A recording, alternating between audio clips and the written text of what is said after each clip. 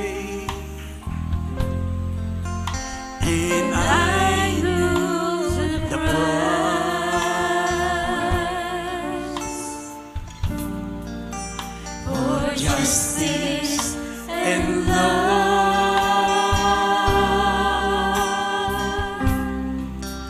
demanded my life.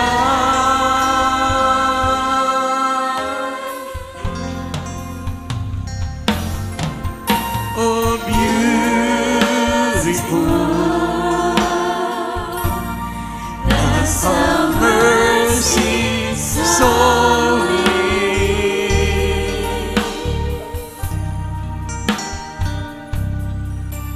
Though I was broken and so lost, mercy looked and saw my faults. The justice of God saw what I've done, but mercy saw me through the sun. Not what I was, but what I could be.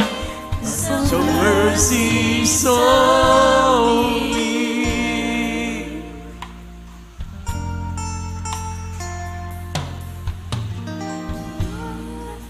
Wherever you go.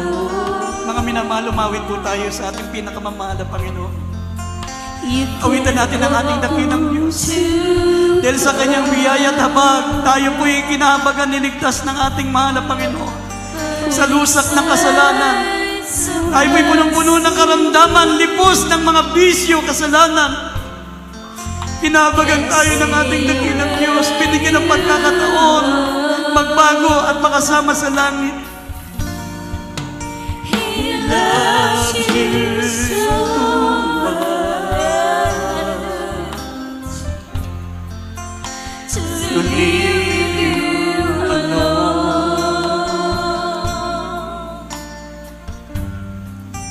You're blessed of His flesh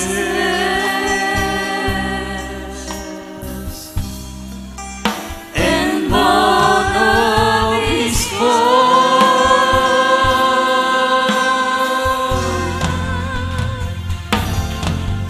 Oh, beautiful,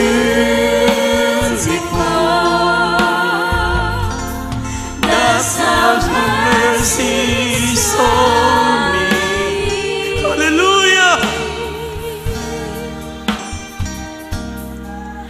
Though I was broken and so lost, mercy looked and saw my faults.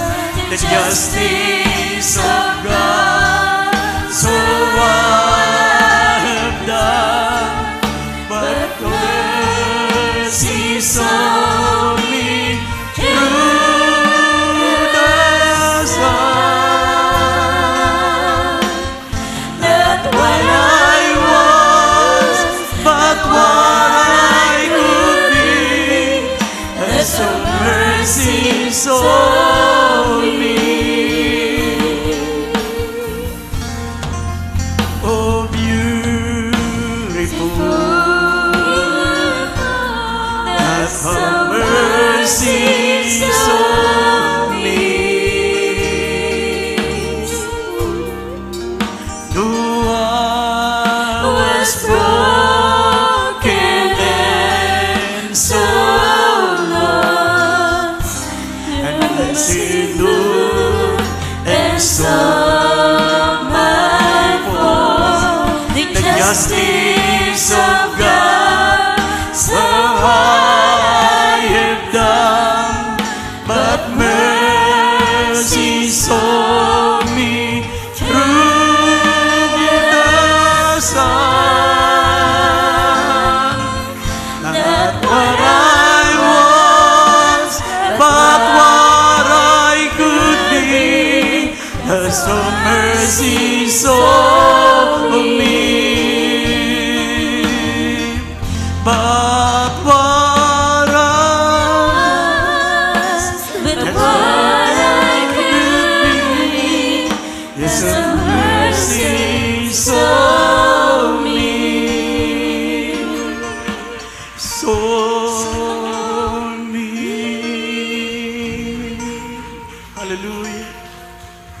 Sa ating mga bisita, maminamalitas niyo po yung mga kamay. Tanggapin yung ating pinakamamala. Panginoon, sumunod po kayo sa panalangin. Maging sa ating mga webcast viewers, mga nanonood po sa ating pong banal na gawain dito sa Olonga po Outreach. Sumabay po kayo sa panalangin, mga minamahal. Sabihin niyo po, dakilang Ama sa langit, ako po ay nagpapakumbaba, humingi ng kapatawaran sa aking mga kasalanan. Mahal Panginoon, patawarin mo po ako. Tinatanggap kita bilang aking tagapagligtas. Diyos at Hari ng aking buhay. Mahal Panginoon, baguhin mo po ako. Gawin mo po akong tunay na anak mo sa isip, sa salita, sa gawa't katotohanan. Iligtas mo po ako sa ng aking mahal sa buhay, sa makapangyarihang pangalan ni Jesus. In Jesus' name, amen and amen. Panalangin natin mga bisita, maminamahal. Opo, dakilat mapagpala po naming Ama, Diyos na makapangyarihan sa lahat. Patawarin mo po sila, mahal Panginoon. Isulat mo ang kalamang pangalan sa aklat ng buhay. Gayun mo sila mga tunay na anak mo. Tulungan mo kaming makasunod sa iyong banal na kalooban. Mahal Panginoon, bigyan mo kami ng pusong laman. Palitan mo ang aming pusong bato ng pusong laman. Mahal Panginoon, bigyan mo kami ng banal na espiritu. Mahal Panginoon, wisikan mo po kami ng tubig. Mahal Panginoon, upang siyang luminis sa aming mga kalikuan. Baguhin mo kami, O Diyos, sa makapangyarihang pangalan ni Jesus. In Jesus' name, amen and amen.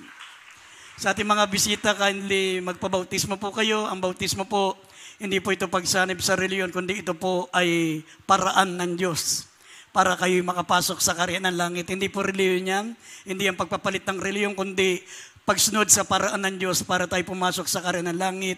Ito yung tinatawag na spiritual birth, kapanganakan sa espiritu, para tayo po ay makapasok sa kaharian ng langit. Kaya mag-decide po kayo magpabautismo sa ating mga bisita, sa ating mga baguhan. Pwede na po kayong bumalik sa inyo poan sa ating mga baguhan. At mga minamahal, sama-sama na po tayong manalangin. Mga minamahal, isip-isipin po natin ang mga salita ng Diyos. Tandaan po natin, sinabi ng Biblia, mga minamahal, magsipilit tayong pumasok sa kaharian ng langit. Hindi tayo dapat pilitin. Tayo po ang magpumilit. Tayo ang magpumilit, mga minamahal. Hindi na pinipilit ang gusto ng langit. Kinakailangan ikaw mismo ang magpupumilit.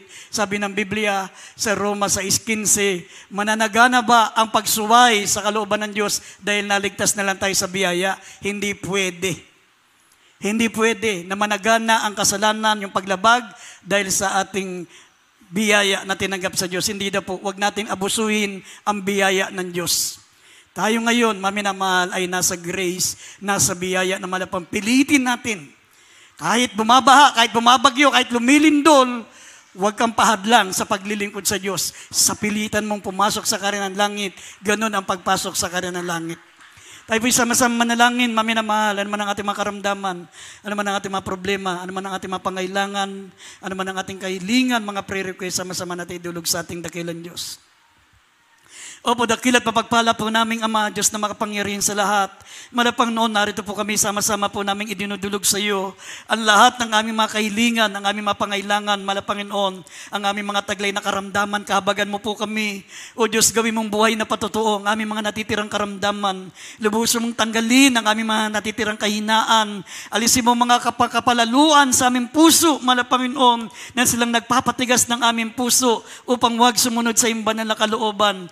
Panginoon, palitan mo ng pusong laman ng aming pusong bato.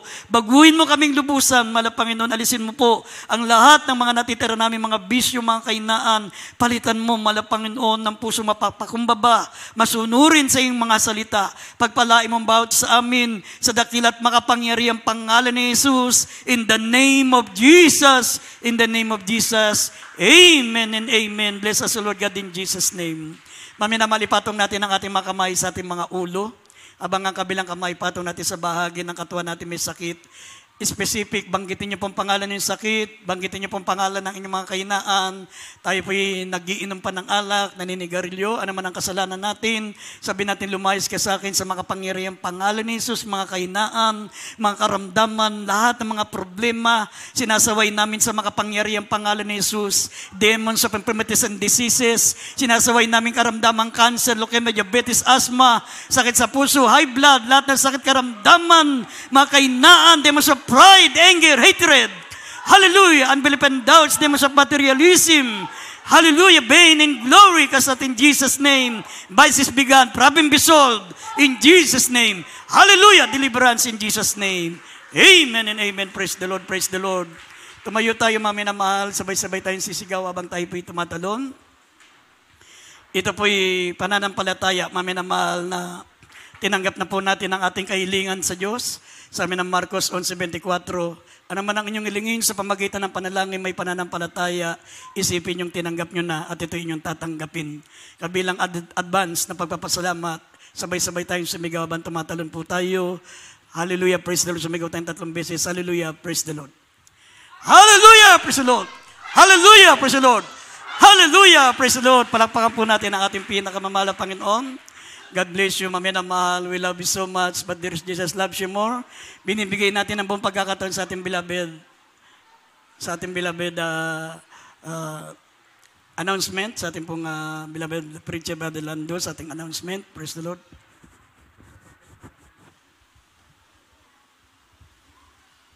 Amen. Praise God. God bless po sa ating beloved and preacher Boy Kaluya sa tinapag-aralang Ebanghelyo ng Kaligtasan. Bago tayo dumako, minamahal sa ating announcement, tayo muna kukuha ng ating special offering. Special offering po ito, minamahal. Praise God. Huwag tayo magsasawa, minamahal. Kasalukuyan po, inaayos po natin ating bubong. Minamahal, dahil butas-butas na po yung ating mga yero. May sa ating pamagitan ng pagtulong-tulong po natin, minamahal. May sasayos natin ating bahay-sambahan. Kaya huwag tayo magsasawa, minamahal sa pagbibigay, praise God. Sabi ng Biblia, kapag hindi ka nang hinawa sa paggawa ng mabuti, narito ang panahon, ikaw ay aani ng mabuti. Amen. Narito po, minamahal, upay panalangin natin pagkakaroon ng special love offering, basbasan ito, at pagpalain natin pinalapay sa rito ating beloved preacher, Lito Lumagi. Amen. Praise God. Amen. Praise the Lord. God bless you po sa ating beloved co-preacher, Kuya Lando. Purihin ang ating pinakamamahal sa Kristo. Ating po igaya ang special offering. O pumuwag pa lang Diyos, Ama namin sa langit, aming pinakamamahal na Panginoon sa Kristo. Sa unang panalangin pagluhod, namin ginagalang Evangelista Wilsa Dalmeda, narito po ang bawat isa na magkakaloob ng special offering, mahal na Panginoon. Patuloy niyo po, ibalik ito na makalibong beses, mahal na Panginoon, siksik, liglig, umaapaw, na pagpapala, mahal na Panginoon. Yan ang iyong pangako sa lahat ng iyong mga anak at sa nais magbigay, mahal na Panginoon. Hallelujah sa bahaging ito, ngunit wala silang maipagkaloob.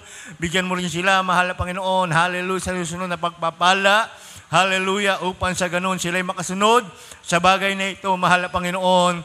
Patuloy mo rin ibuhos masaganang biyaya pagpapala sa lahat ng mga kabatiran. Hallelujah, itong aming samot dalangin sa unang panalangin pagluhod ng aming beloved honorable pastor sa pangalan ni Jesus. Sa pangalan ni Jesus.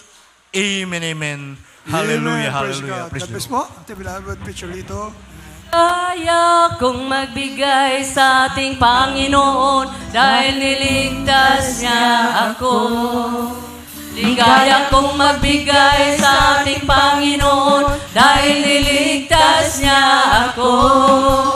Ligaya kong magbigay sa ating Panginoon dahil niligtas niya ako.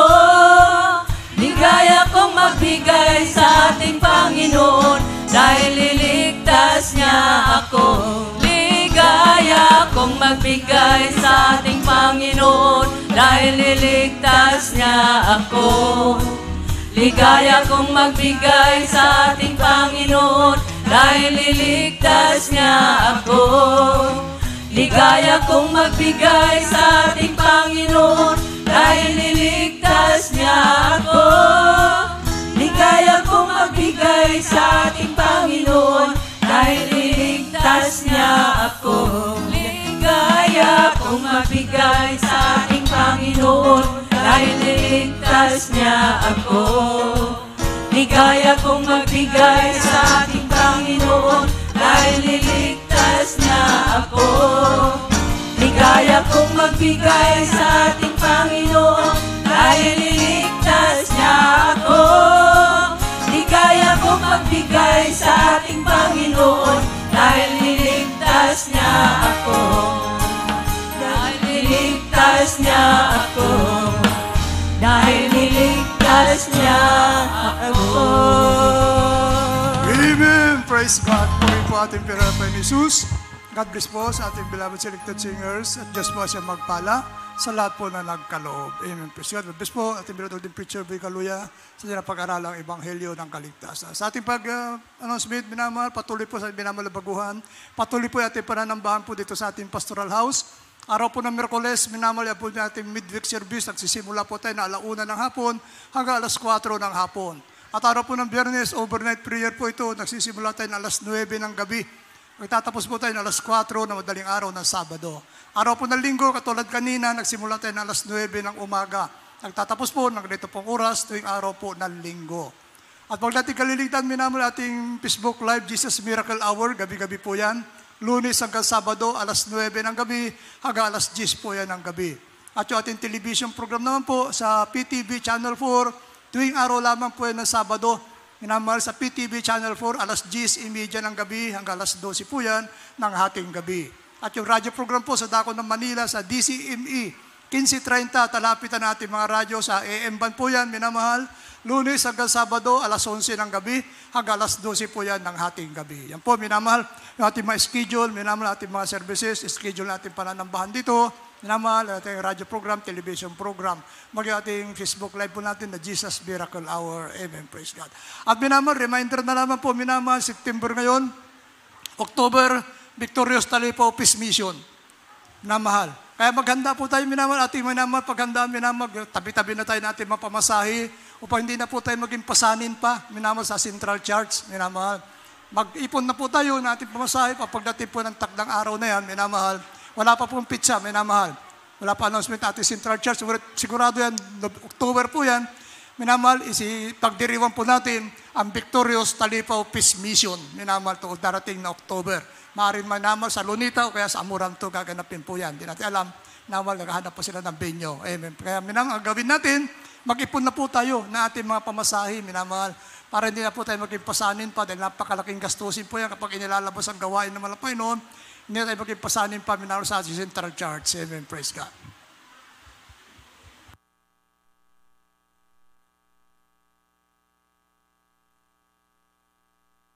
Amen. Praise God. At minamahal, meron tayong lihas, meron tayong bautismo.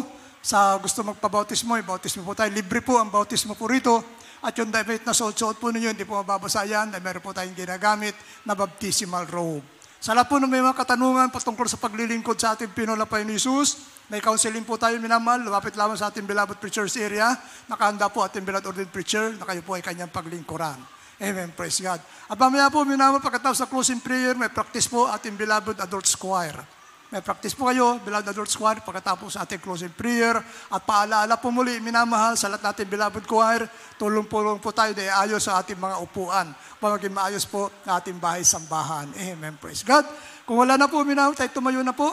Magpasalamat na po tayo sa ating pinulapay ni Jesus at tinatapos sa matagumpay na pananambahan sa araw na ito. Maging sa ating pasamantalang pag-iwahiwalay, panalangin na rin po ito na ating beloved worker at ating beloved brother Josue Stremera. Amen. Praise God.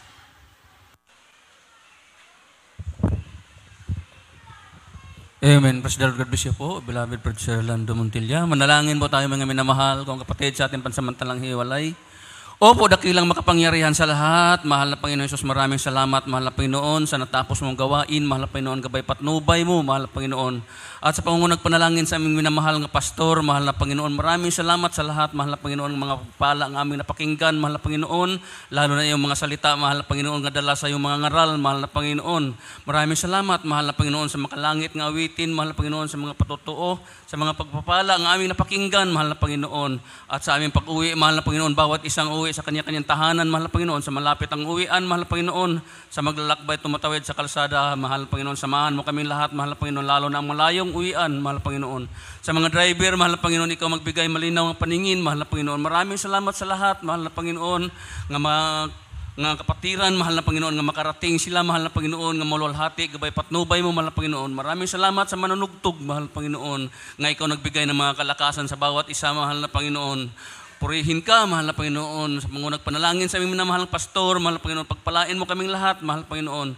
Ito po ang samot dalangin sa pangalan ni Jesus, makapangyarihan sa lahat. Amen. Praise the Lord. Amen. Praise God. God bless po.